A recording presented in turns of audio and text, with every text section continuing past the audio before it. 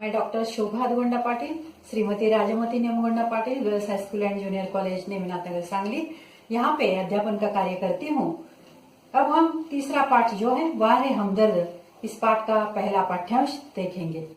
10वीं कक्षा के हिंदी पाठ्यक्रम में जो तीसरा पाठ है उसका नाम है वह रे हमदर्द। इसके रचनाकार हैं श्रीमान घनश्याम अग्रवाल जी।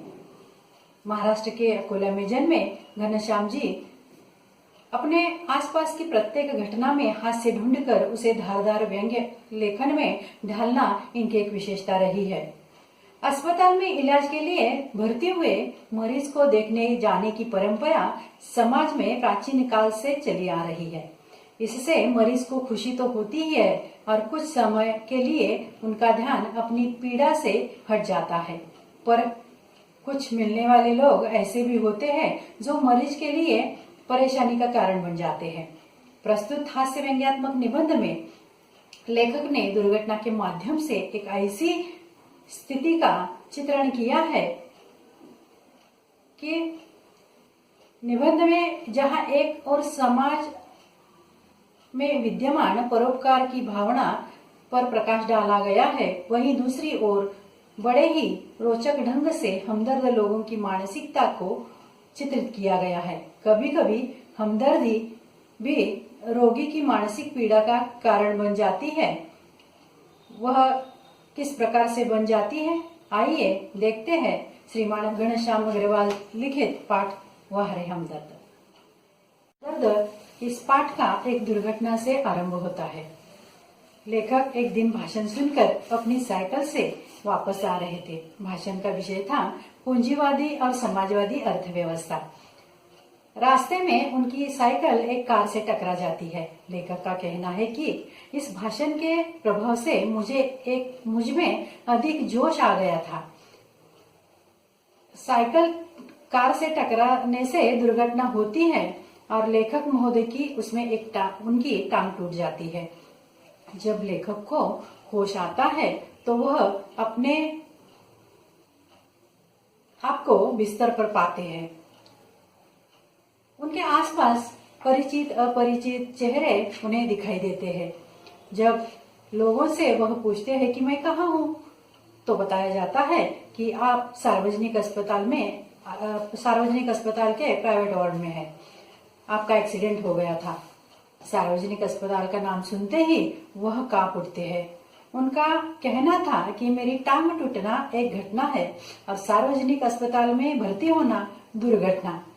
उनका कहना था कि टांग से ज्यादा उनको फिक्र जो हमदर्दी जताने के लिए लोग आएंगे उनसे थी, क्योंकि ये लोग जब भी मिलने के लिए आते हैं तो मरीज को इतना परेशान करते हैं कि मरीज का आराम हराम हो जाता है, जिसकी मरीज को सख्त जरूरत होती है। लेखक का कहना है कि लोग हमदर्दी दिखाने के लिए आते हैं तो उन्हें लगता है कि वह बदला लेने के लिए आ रहे हैं।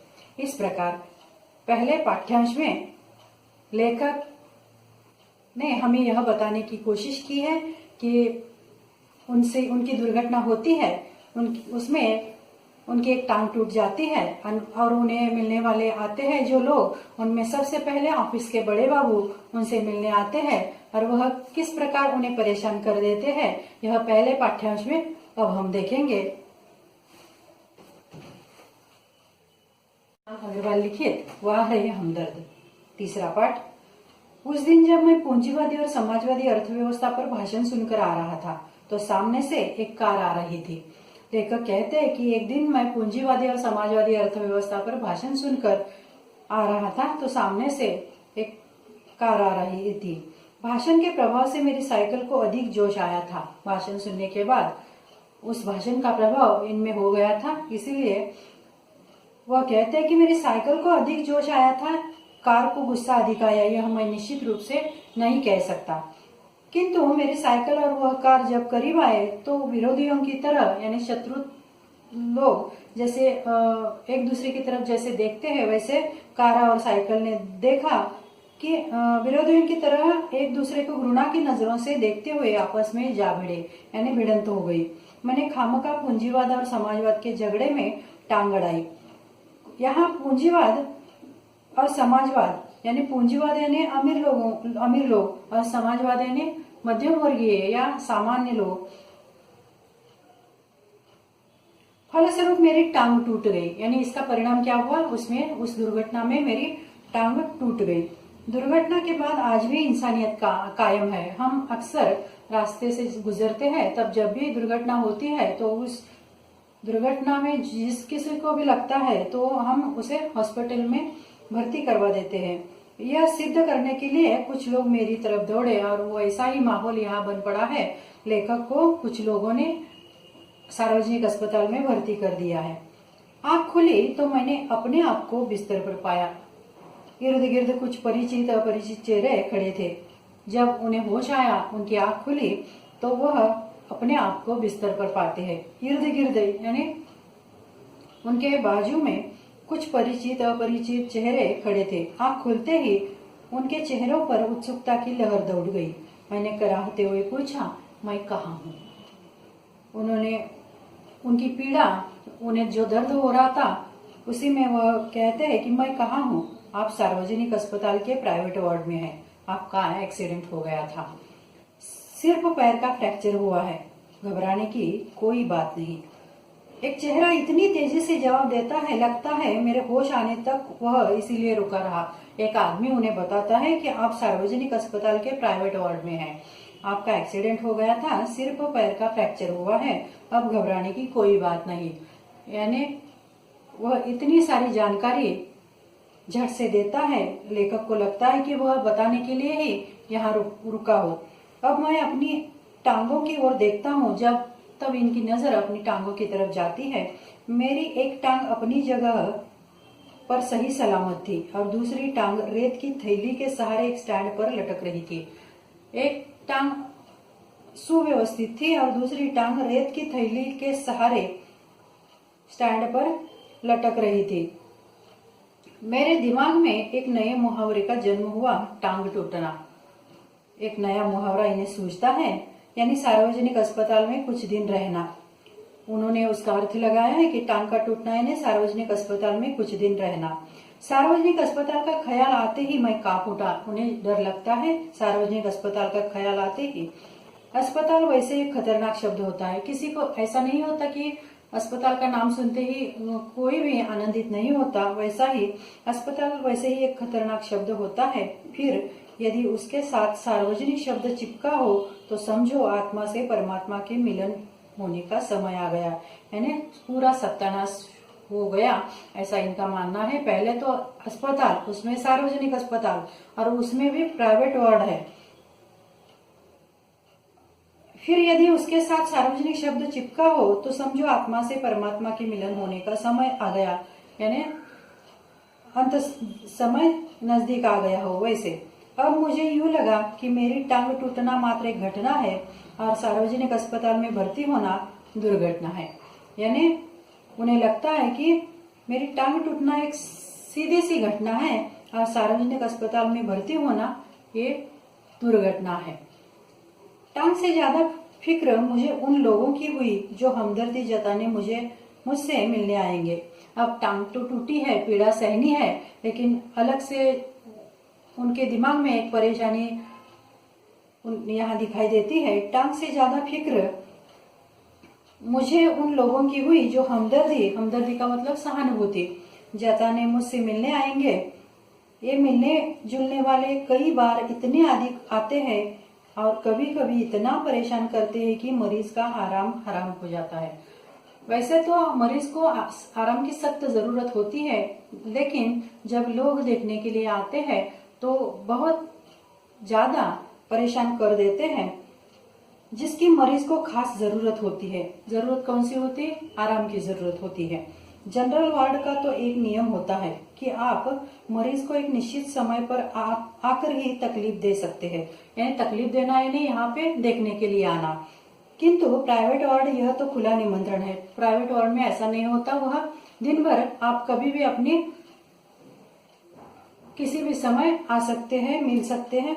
यह तो खुला निमंत्रण है कि हे मेरे परिचितों, रिश्तेदारों, मित्रों, आओ, जब जी चाहे आओ, चाहे जितनी देर रुको, समय का कोई बंधन नहीं।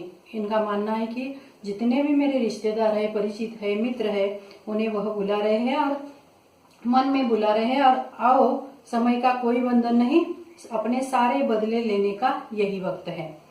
बदले का बदला और हमदर्दी की हमदर्दी, यानी पहले बदला लेने का समय नजदीक आया है और यहाँ हमदर्दी दिखाने का भी समय आया है। मिलने वालों का ख्याल आते ही मुझे लगा मेरी दूसरी टांग भी टूट गई है। मिलने वालों का ख्याल आते ही मुझे लगा कि मेरी दूसरी टांग भी टूट गई, यानी फिर से वह ज्यादा परेशान हो जाते हैं। पहले टांग से परेशान है ही, लेकिन मिलने वाले लोग आएंगे तो बहुत ज्यादा परेशान हो जाते हैं। मुझसे मिलने के लिए सबसे पहले वे लोग आए। यहाँ देखिए, एक ऑफिस के बड़े बाबू इन्हें देखने के लिए आते हैं। वह किस प्रकार ये इसका परिणाम होता है वह देखिए। मुझसे मिलने के लिए सबसे पहले वे लोग आए जिनकी टांग या कुछ और टूटने पर मैं कभी उनसे मिलने गया था।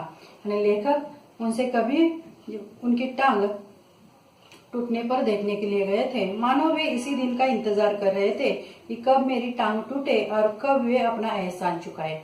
यानी यहाँ लेखक के दिमाग में यह सूझ रहा है कि ये ऐसे ही इंतजार, इसी दिन के इंतजार में थे कि कब मेरी टांग टूटे और कब ये देखने के लिए आए और एहसान चुकाए। इनकी हमदर्दी में यह बात खास छिपी रहती है कि देख बेटा, वक्त सब पर आता है। यानी मानो वह कह रहे हैं कि वक्त सब पर आता है। दर्द के मारे एक तो मरीज को वैसे ही नींद नहीं आती, यदि थोड़ी बहुत आ भी जाए तो मिलने वाले जगा देते हैं, खासकर वे लोग जो सिर्फ औपचारिकता निभाने आते हैं। देखिए, दर्द के मारे एक तो मरीज को वैसे ही नींद नहीं आती, यानी पीड़ा से, दर्द से कराह उठते हैं और यदि थोड़ी बहुत आ भी जाए नींद तो मिलने वाले जगा देते हैं, खासकर वे लोग जो सिर्फ औपचारिकता निभाने आते हैं। यानी दिखावा करने के लिए जो लोग आते हैं वह मरीज को उठाकर ही जाते हैं। इन्हें मरीज से हमदर्दी नहीं होती, ये सिर्फ सूरत दिखाने आते हैं, यानी सहानुभूति इन्हें नहीं होती, दिल से वह देखने के लिए नहीं आते, तो वह सिर्फ सूरत का मतलब चेहरा दिखाने के लिए आते हैं। ऐसे में एक दिन मैंने तय किया कि आज कोई भी आए मैं आंख नहीं खोलूंगा। यानी लेखक कहते हैं कि एक दिन मैंने तय यानी निश्चय करना कि आज कोई भी आए मैं आंख नहीं खोलूंगा, चुपचाप पड़ा रहूंगा। ऑफिस के बड़े बाबू आए और मुझे सोया जानकर वापस जाने के बजाय सोचने लगे कि यदि मैंने उन्हें नहीं देखा तो कैसे पता चलेगा कि वे मिलने आए थे। वह सोच रहे हैं कि अगर मैं वैसे ही गया तो इसे कैसे पता चलेगा कि मैं आकर गया हूँ, कैसे पता चलेगा कि वे मिलने आए थे। अतः उन्होंने मुझे धीरे धीरे हिलाना शुरू कर दिया। यानी ये सोए हैं लेखक महोदय, तो वो जगाने की कोशिश कर रहे हैं। पहले हिलाते हैं, फिर भी जब आंखें नहीं खुली तो उन्होंने मेरी टांग को टूटे हिस्से को जोर से दबाया। यानी टूटी हुई टांग को, टूटे हिस्से को वह जोर से दबा देते हैं। मैंने दर्द के मारे कुछ चीखते हुए जब आंख खोली, एकदम पीड़ा ज्यादा होने के कारण वह चिल्ला उठते हैं, तो वे मुस्कुराते हुए बोले, कहिए अब दर्द कैसा है। यानी जब पीड़ा के मारे, दर्द के मारे वह चीखते हुए उन्होंने आंख खोली तो मुस्कुराते हुए ऑफिस के बड़े बाबू कहते हैं, कहिए अब दर्द कैसा है। यानी ये सवाल उन्होंने किया है। इस प्रकार पहली घटना हमारे सामने आती है और यहाँ पे पहला पाठ्यांश यहाँ समाप्त होता है।